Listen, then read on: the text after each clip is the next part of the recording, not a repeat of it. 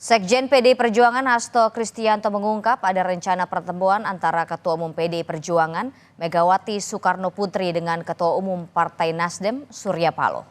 Terkait waktu pertemuan, Hasto belum mengungkap kapan pertemuan dua ketua umum partai itu akan dilangsungkan.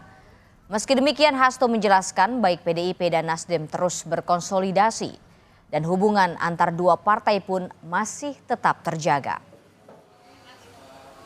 Pagi Bu Mega, pagi Bu.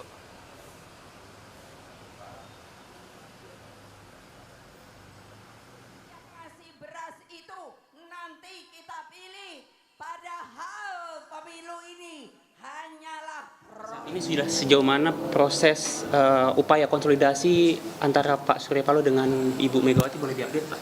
Ya, konsolidasi kan terus-menerus dilakukan, tapi yang penting adalah suatu kesadaran tadi. Selama kita punya kesadaran yang sama, kita akan ketemu. Tapi masih ada upaya ya dari pihak?